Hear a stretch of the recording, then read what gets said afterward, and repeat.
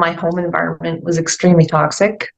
A lot of mental unwellness, spiritual unwellness, verbal abuse, and just declaring, having those words declared over you that you are a this and you are a that, and then taking that to heart and saying, well, screw you. If that's, as a kid, that's what I said. I'm like, if that's who you say I am, that's what I will be. And that vow, wrapped in like hatred and bitterness, was like a bomb, like that when I left the house, I just kind of dove into disaster, basically.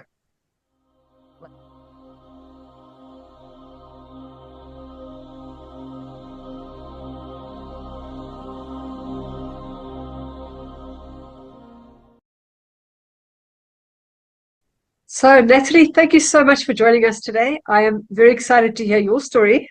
So I'm just going to hand over the floor to you, and you can just share a little bit about who you are and what is it that happened to you that led you to where you are today. Brilliant. Well, who I am, I'm Natalie Chilton, and I'm a survivor thriver. And I'm a therapist, so I'm a trauma-informed body, mind, soul therapist. And my platform basically is break up with secrets. So I'm all about encouraging. First, it starts with me breaking my own secrets, coming out with the truth. It's been a long go, and it's almost like one of those Jack in the Boxes with the silks that keep coming out. That's been how it's been. And so now I'm strong enough. I feel I got a degree in neurolinguistics back in 2003. Hypnotherapy. Never really actively used that on others because I wasn't ready. And now I feel like I have resolved and I've healed. And now I'm in that stable position where I can extend, healthy support. Yeah, people need it. Mm. So your shirt says unsilenced. That's part of the I'm speaking out and I'm going to speak my truth, right? Absolutely. But here's the problem, right? So most people find they are too afraid to speak out for two reasons. One, they won't be believed. And because it's been beaten out of them, it's like, what's the point? So what led you, first of all, what led you to going through that yourself? And then we can work our way to here. I always like to find a little bit of background, So you were in a toxic relationship? Yes. Yeah. And that started in childhood. So I believe that, most domestic violence people who end up in those conditions, it starts in the home typically, and then that becomes their normal, and we kind of water rises to the same level. So then we're uncomfortably comfortable. So that's what I did. My home environment was extremely toxic. A lot of mental unwellness, spiritual unwellness, verbal abuse, and just declaring, having those words declared over you that you are a this and you are a that, and then taking that to heart and saying, well, screw you. If that's, as a kid, that's what I said. I'm like, if that's who you say I am, that's what I will be. And that vow, wrapped in like hatred and bitterness, was like a bomb, like that when I left the house, I just kind of dove into disaster, basically. Left, right, and center, just like so I'll say the words like let's see. So secret keeping was huge in my family. And then the sexual abuse, I kept that secret. And then there was my brother, like sexually abused by uncle or uncles. And that was kept secret. So it was these secrets building a stronghold of hiding and lack of safety, like to be yourself, right? Yeah. So then I rejected me. I think we all know that pattern. It's like you're rejected, you internalize it, then you self-reject, then you reject others to protect yourself. So I would actively kind of act out to elicit rejection unknowingly, like unconsciously. And ended up with so at 19, like I just felt very male. I identified with my father because my mom wasn't a safe person. And so because she was the one who spoke in our house, I said, I'm never going to be like that. Yeah. I'm never going to talk. I'm never going to talk like that. And so here I am. Here I am speaking finally.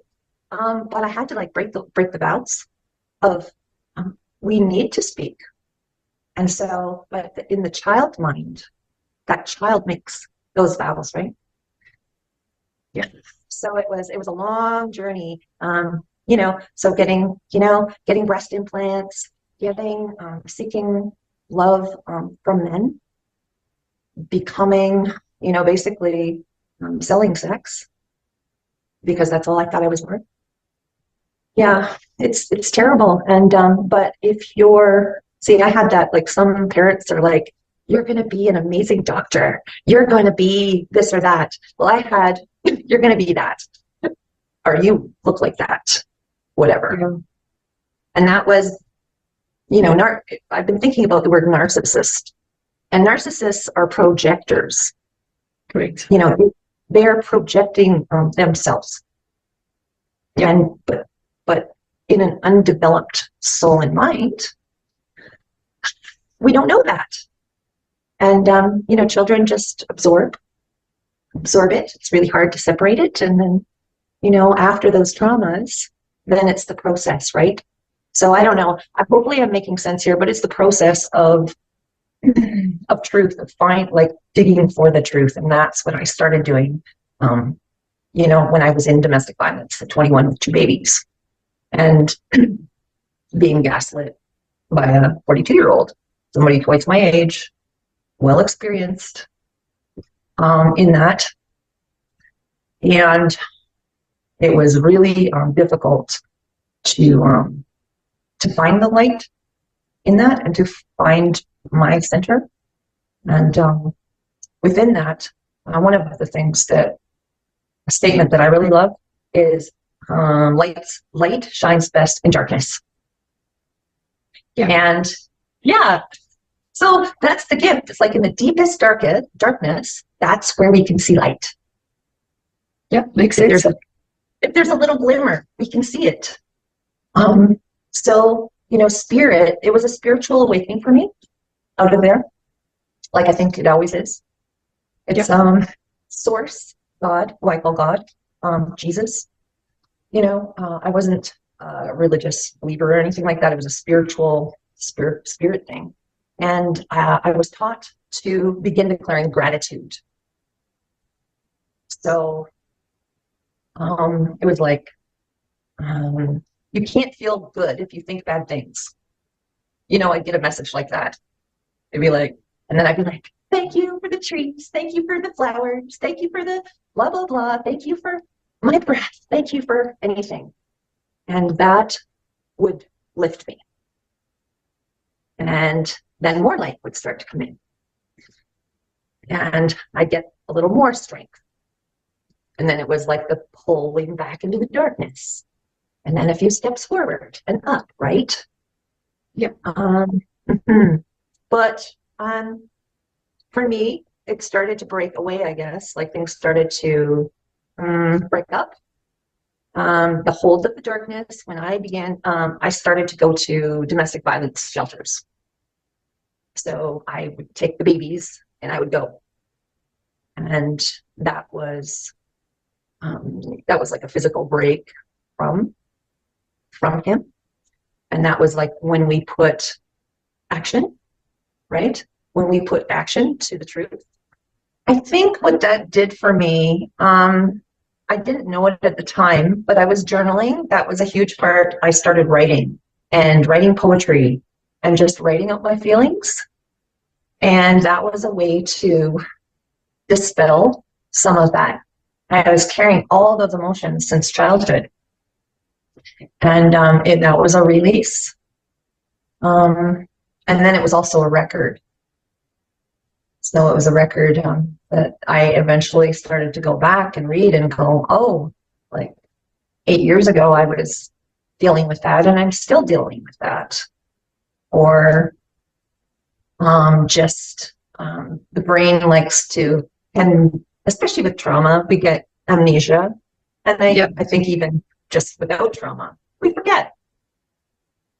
We forget how things were. And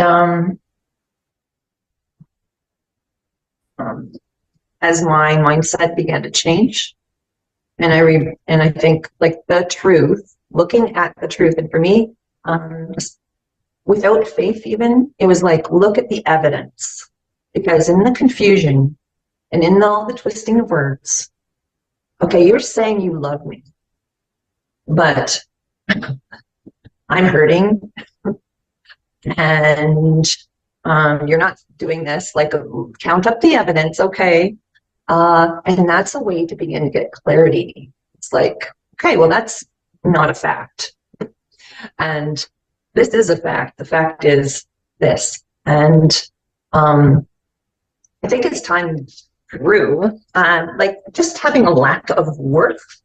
Having a lack of worth was huge. Having that instilled in me, that was a huge one to overcome. And I'm just trying to think where I'm going with this. Just realizing, connecting in with source and God, and realizing I do have that support. I was very isolated. I was scared of people. I had phobias of people because people were dangerous. So it was a lot to overcome, but I ended up in counseling school eventually after I broke from that marriage. Actually, I left my children with him, and it was a great big long yucky story that went on for a long time, but that's what I've written about in my book, Unsilenced. It may become a different name, maybe Break Secrets. I just want to really nail that the core truth of it. And I think that being honest is our best defense. And that if anybody's, like for people who are listening, I'd say, tell somebody what you're going through, because we tend to just internalize it and freeze. And even call a prayer line. There are people available to hear. Say it out loud for yourself, so you hear yourself. Make declarations. Yeah. And I think getting sober for me was a big one. And to get clear, we need to get sober. True. For me, and I think everybody needs to get sober, but I don't know about you, but I find even if I drink a little bit of alcohol, it just doesn't agree with me at all. At all. It's like I prefer having a lucid mind. I'm able to react better. I'm able to think clearer, and I don't have to be sorry about anything. Okay, so I just wanted to go back a little bit. The self-worth, because you're saying about your body being the only thing that's actually worthy, and it's something I grappled with myself. I mean, I danced for many years, and it was for me a way to be on stage, to be seen. Like, you can't ignore me because I'm in the bright lights and I'm the only one there, and I'm getting all this attention and validation. And yes, it did work, but as soon as I stopped dancing, then who was I again? So even though it's a short-term fix, the long-term is still, you have to do that work. And I think a lot of people that are in toxic relationships, the underlying pain is lack of self-worth over everything else. It's like, if you have the worth, you wouldn't go looking for somebody like that to fill that void, to prove to you that you are lovable and wanted and stuff like that. So absolutely. And I think that is one of the lessons that they come to teach you, is how to find that in you instead of trying to outsource that to somebody else, But okay, so you said you went back to the shelters and you had the space. Is that what helped you to actually get I find having that mental gap just to get away from the toxicity gives you the space to start thinking clearer. It's almost like they get inside your head, even if they're not saying anything. The actual physical proximity can take away your ability to think clearly. Did you find that as well? Yes, I did. Yeah, I mean, the father of my two eldest children, he was a really bent and very, very damaged, obviously, to do and say what he did. And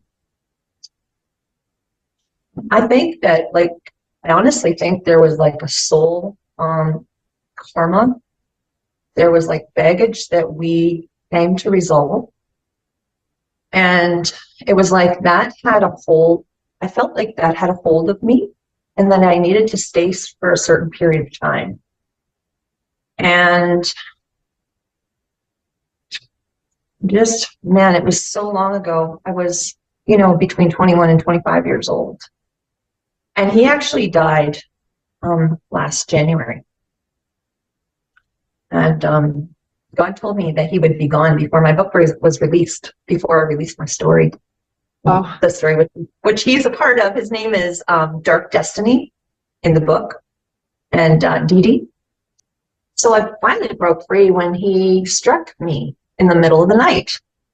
And it had reached this intensity where I just felt like, instinctually, it was like, I need to leave or I'm going to die. Like, he's probably going to kill me. He could kill me, right? And I just, in my spirit, like even a soul death. So I left. And I left the babies with him because I had no place to go. I had no money. I'm 25. He was 47. And I guess, and I was so scared of him and I didn't know anything about the law. And I wandered and I traveled and I was homeless for a bit and just seeking God, and just super broken. So I ended up in martial arts intensively for a while. Then I ended up just more stuff. So by 28, actually 27, I ended up in neuro-linguistic school after just more trauma, like just wandering around. I'm lucky, that I wasn't killed. Absolutely.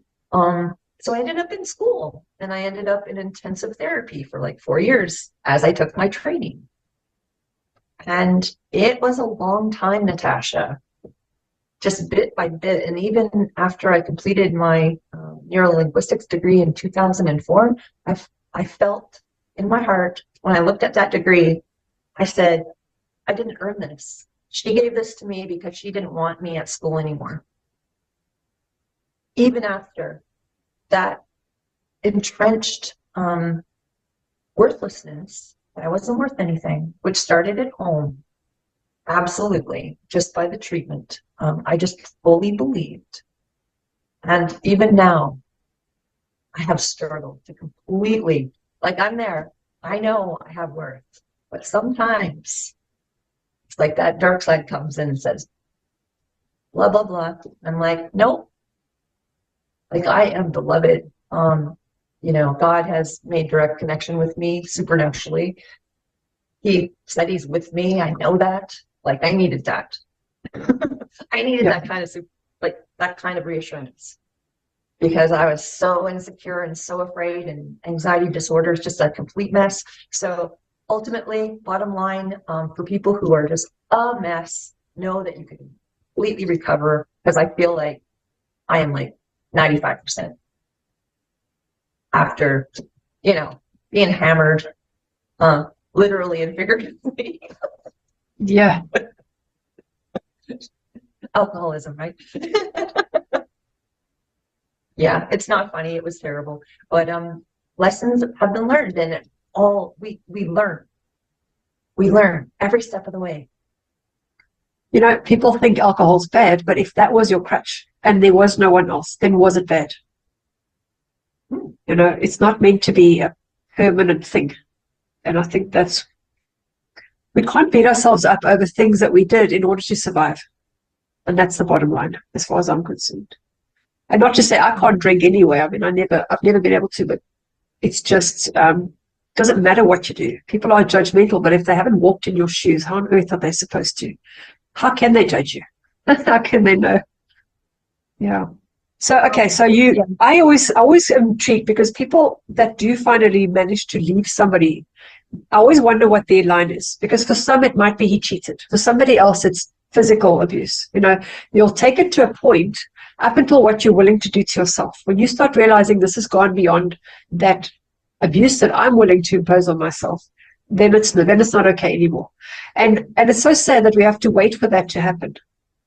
But on the other hand, about the journaling. So I agree with you. If you can, when you have a record of something, even if it's to prove that you're not, you know, because they gaslight you in things that happen. They'll say, I never said that, or no, you're making that up, or, you know, and if you've got a record and you've written it down, you know you weren't mad at the time. You know that there was evidence, even if nobody reads it. It's so good to have something to write down, to be able to refer back to, and also to chart your growth. But now I see that also helped you towards, because you are a writer and you do like poetry. So it's almost like that kind of opened up a door for you as well to express yourself. Is that what happened? It did. Yeah, I feel like the creative writing was just a joy and a release. It was like for years, especially in my 20s, I would literally run to paper. I'd start feeling too much, too intensely, and it was just like anything, like a serviette, any little scrap of paper, and I kept them all. Like I kept almost everything, and I put it in a box.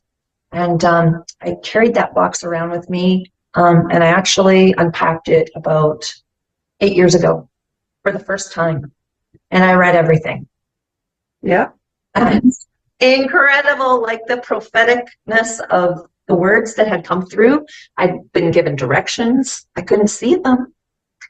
I couldn't clearly see it at that time, but those words were actually leading me out. They were directing me, and my unconscious mind totally got the message. And then it was like, you know, you're just writing about hope, writing about love, writing about, you know, wanting more light, wanting freedom. And it's that desire, you know, that leads us into, you know, as a person thinks in their heart, so they become. And so, yeah, I am living so much like love and freedom from depression, and like I am not that person anymore. So writing, yes, dancing, the creative things, offer that outlet. And then it also connects us into our identity. That is who I am. You know, that is who you are, a beautiful dancer, you know, these gifts that we have. And it's to use them for our enjoyment. And so that's what, and now, you know, now those writings will be to somebody else's benefit because they can see the unfurling, and it may lead them on a path of exit or higher ground. Yes, So, and it will. I don't know. It will, because people, when you're in it, you think there's no hope. When you're in it, you think there's no one that's been through, or no one will understand. And when you can just see that somebody else has been there, and there is hope, and there is life and light at the end of the tunnel, coming from the other side, it's so hard to envision because you don't know what that feels like. It's an unfamiliar feeling to have self-worth. You should never had it before. So yes, it absolutely would. There's no doubt. Tell me about your kids now. So they were little when you left them. When did you see them, or did you still keep contact with them, and how are they now? Okay, well, with the first two, it was a real battle because he moved away and he actively didn't answer the phone. So through those years, I was so afraid to interact with him also. So it's like, but I was able to see them sporadically through the years until my son was 12 and my daughter was 14. And I ended up having another child in 98. So he was a godsend, a healing godsend, because I didn't have my other kids. And my heart was broken, and he just felt like I just poured so much love into him. My children, my daughter, she's a dancer. She's a creative. She's a tender heart. We do have a connection now. We were out of touch from like 14 to 18. And my first son, I ended up connecting with a Zimbabwean vet, military vet, who ended up assaulting my 12-year-old. And we haven't had a relationship since he was 12 and he's almost 32. And so I'm holding he is a successful music producer. And, I've always had a musical heart. His father had songwriting, singing, dancing, poetry. So he's got, there's such a connection there on the spirit level. And I have faith that we will reconnect one day soon. And my youngest son actually lives in the same town as I. I'm so grateful. He's been here. He had a real rough go. I was homeless. I became homeless in his first week of life. It was he's had a really rocky time, but he is a overcomer, and he's working through. He let go of his alcohol about 100 and so days ago. Again, we're close. We tell each other the truth. So I am thankful my kids are compassionate, so they are willing. My two youngest and oldest and youngest. So I'm just thankful for their compassion. And so as I've been able to, and I just always encourage them, tell me everything. If you're angry with me, don't hold back. If you feel you want to bring anything up from any time, bring it up. Because the sooner you purge all those things, let's just deal with it. And so that's the kind of relationship we have. No, that's really tough. I'm sorry to hear that. But, I always say a mother will never leave her children unless she thinks they'll be in a better place.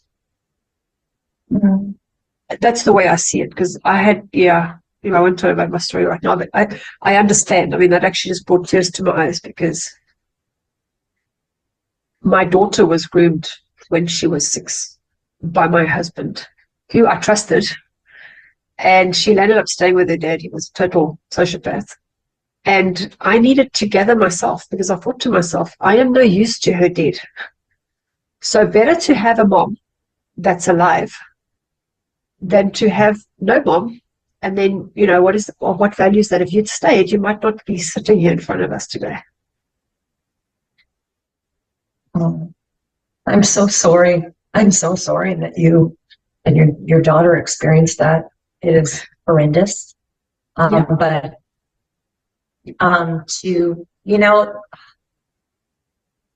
we are having a spiritual experience in this human life, and I've heard you say that. And these are really high level lessons.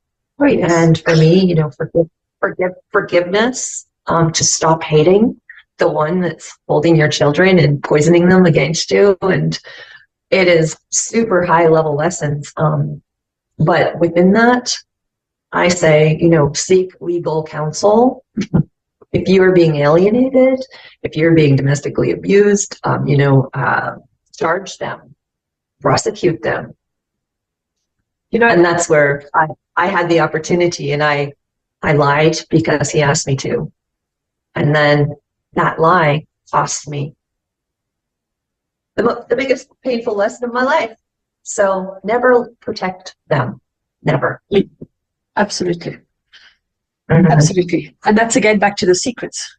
because that's what you're perpetuating from childhood, because the secrets is what keeps you in bondage, and it would keep the system running in a negative way. Okay. And and that's what keeps the trauma being repeated in the family over and over. And when you speak the truth and when you say it as it is, they can't hold it against you anymore. They can say, oh, well, you said that, or that happened. You say, yes, it happened. So you can't, there's no blackmailing. There's no, you've told the world already. There's nothing that can hold against you and say, well, I'm going to tell your boss that you did this. It doesn't matter, because your boss already knows. And there's less to remember.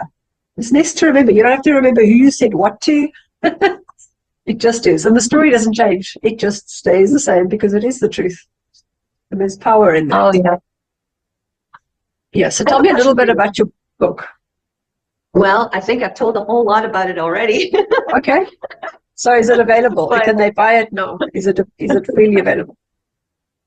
I'm working with the editor right now to, so I'm culling the chapters because I can't include everything. And we're going to make it kind of like a teaching tool in a way. So telling the life story in an entertaining way, not super heavy, from a healed place, and giving tips, just in a not in a teachy preachy way, but just little, like for instance, Rosen method therapy for releasing trauma. I'd highly recommend that. Doing somatics to release trauma from your body and to stop your brain from spinning, so you can think straight. Those are things that I've learned in the last 20 years, I guess, but the somatics only 4 years ago. So let's see, my story is one of learning how to tell the truth. It is one of accepting myself and slowly growing in self-compassion, and identifying, breaking the cycle of domestic violence, choosing those kind of partners through getting, the sobriety journey, becoming sober, so that I have that solid, clear foundation so I can see and not have a clouded mind, because how can we choose correctly? So everything started getting better after I got sober in 2011. So, there's, pedophiles in the family. There is like kleptomania. There is many different themes. So it's really about all the virtues of becoming honest, learning how to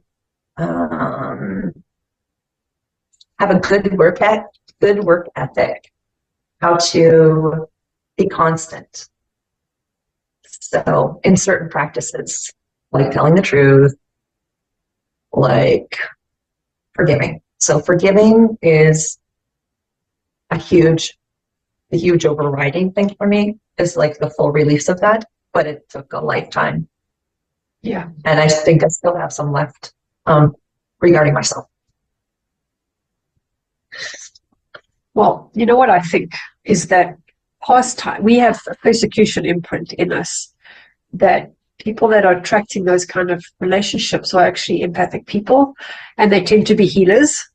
And the healers have been burned at the stake, drowned, but, killed for all sorts of reasons, because they are able to connect and be in tune and see through the bull.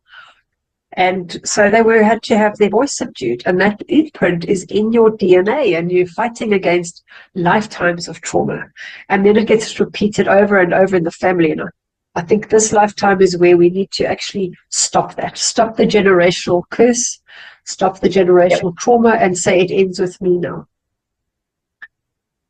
Yeah, so it takes a hell of a lot of guts to speak out. But there's no point. You know what? I think it gets to a point where it's actually more guts to stay in a relationship that's bad than actually to speak out. Because you have to speak your truth at some point, and There is no negotiating on it. That's right. Yeah, there comes that point where you just have to make the hard decision, because it always is making that kind of break, change, transformation. But sooner is better than later. Yeah, absolutely. Well, the longer you wait, the longer you wait. That's right. So, just going back to your journaling again, I find a lot of people that are stuck in abusive relationships, they second guess themselves because of the gaslighting, and they actually lose their ability to trust their gut. And what you said about gathering evidence is it's actually key to understanding what you're dealing with, because they don't trust their ability to choose the right partner even. But if they just use their eyes and see what the person's doing, it has nothing to do with how you feel. If somebody says, I'll be home at a certain time, and they don't come home, and then they've got all these dating apps on their phone, for example, that's what your eyes are telling you. That's nothing to do with trusting your gut, right? That's just evidence. And you've put it in such a nice way. It's just gather evidence. Look at it like a court of law would do and say, this is what I see. This is not tallying up. And then you don't have to question. You can't argue with logic. That's right. And so many of it, I think many women are not logical. That tends to be more of a masculine trait. We're feelers. And the thing about Dr. Caroline Leaf, she's a neurologist, neurolinguistic person. And basically when a woman gets upset, she's like spinning an emotion for about 24 hours after one upset. In her biology. And so that's what they use, and they just keep setting off bombs to keep the person unbalanced. But okay, so gathering the evidence, I just wanted to say the other way that I used that one is that when I felt like I wasn't worth anything, I started to look at my friends, and I started to look at the quality of my friends, because most of us are quite generous and with the people around us, but not with ourselves. But I would look at that and I would say they wouldn't be my friend if I was garbage, because they're not garbage. So I would start to make a case for myself and my worth based on my friends and associations. Like, I wouldn't be working here, right, if I had no value. They think I have value. So when we don't feel that value, borrow the value. Like, borrow it from others who find us valuable until we assimilate that and make it our own. Right? No, I love that. I love that, because it's true. If you're looking for validation from people that are not going to validate you, you're never going to find it. But if you've got friends around you that do validate you, then what do you need? You don't need them to tell you. You can just see it. Yeah. I was going to say something about that, but carry on. No, I'm feeling, I'm feeling really good about this, and I'm reminding myself to actually use, that's why it's so important that we talk about it, and for people like listeners, that you talk deeply with your friends or learn how to start going a little deeper about things you've learned, and tips and tricks, and tricks to be more balanced, and a lot of times, just speaking it out like it comes out of our mouth, and I'm hearing myself say it. And that's the other thing. We believe what we say more than anybody else. So if you are calling yourself bad things, start to maybe say out of your mouth, "You're doing great, Natalie. You're doing great, Natasha." Like, say it in the mirror. Just say it out of your mouth. And condition yourself to begin to hear positive things. And this is so good for me, because we all need to reignite these habits, right? How many times you say something, you're like, wow, that was amazing. Where did that come from? Why don't I listen to my own advice? But you're right, because words have got energy, and what we say about ourselves is worse than what we allow anybody else to say about us, even as a population, not necessarily, an empath or whatever. So yeah, it's and if they, they say our body holds a water and we are affected by the moon, then why would we not be affected by words? Because water holds the energy of the words. And when you're saying to yourself in the mirror, I'm fat, I'm ugly, I'm old, whatever those things are, you just running your body down for keeping you alive. It's like you'd never say that to your children. Why would you say that to yourself, or your friends for that matter? Amen. We wouldn't. No, for sure. We would say it about our friends, so we should be a friend, right? Yeah, we should be and we can't say that enough. Like, we should really be our own best friend. And you think, well, how cliche, but honestly, most people do not live as though they are their own best friend. Well, it's the only one you've got. That's the goal. You came in this body, this is your friend, because it's only your soulmate. That is what it is. You're not going to have, not out there. Nobody will love you the way you need to be loved. Even if somebody loves you completely, they'll only love you the way they know how to. They can't give you what it is that you're needing. So yeah, and I always say about your growing up, your family's meant to grow you, not grow up with you. And so looking for support there isn't really where you're going to find it. And I think that's the hard part, is that people are always going back trying to find that validation, and they're not going to find it there. And then it's like, almost, where do you find it? But you don't find it out there. You find it in here, inside. Yeah. And for me, like, I believe, like, I had the hand of God come through my ceiling in 2000. Like, I was tickled in my ribs by, like, a mega long finger. Oh, wow. And so for me, I needed the love from the outside to have that. Because I was just so lost. And we need the love. We need the love. And a lot of our families aren't pouring that in. We're getting toxicity instead of love. So love, the fabric of the universe is composed of love. It's completely supportive. And just to tap into that and be fed by the love that supports everything, from the trees to our lungs, the air. Correct. Yeah. So your book will be released soon, and where to from now? What am I? Sorry. Oh, where to from here? Where to from here? Okay, well, it's going to be a few months of just putting that book together.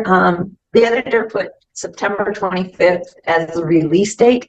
I wanted July 31st, but as soon as possible. Right now, I'm about to kind of launch this shirt for the people who want to just, Dr. Emoto puts words on water and it transforms the crystals. So this helps, I think will help. It's a reminder to me to continue to speak the truth, continues to speak of things that are important. So t-shirts, to earn some money to support all this life, right? And therapy. So my Instagram, can I give my Instagram? Absolutely. I just changed it, the handle last night, to Natalie Unsilenced. Nice. And and you can see my other little reels and what I'm aligned with. And the website is being put together right now, breakupwithsecrets.com. And for the time being, so writing the book, and then I'm doing hands-on therapy. So hypnotherapy while I give a massage, and just talking with beautiful people like you, and just encouraging people to step forward and be free. So lovely. Thank you. Do you have any message you'd like to share before we close? Any message I'd like to share? You're not, I was spoken to over the universe, and the voice said, I am with you. And with those words, all anxiety panic attacks, completely gone for 3 days. So there's a force in this universe that's very powerful, and just ask for help. Help, help, help, help, help, help. And keep your eyes open for the people, because God works through people, and the people will show up to help you. So just expect to see them. That's all. Lovely. Love it. Natalie, thank you so much for sharing your story. And I know it takes courage, but people need to learn that it's okay. We're not going to be burnt at the stake again. This is a time to end it. And even if you were, so what? You'll just keep coming back anyway. That's right. Yeah. Because wherever there's darkness, there'll be light shining. And that's what we're here to do, right? Shine the light. I love that you shared and that you put yourself out for this. And yeah, I look forward to hearing your story. Maybe we can chat again sometime. I am so grateful to you, and just a huge hug. I can feel so much energy right now. I can just feel enormous love and energy, and just may you have so much success and love and joy and everything. Thank you. Thank you, Natasha. I'd love to message you sometime soon. Awesome. Thank you.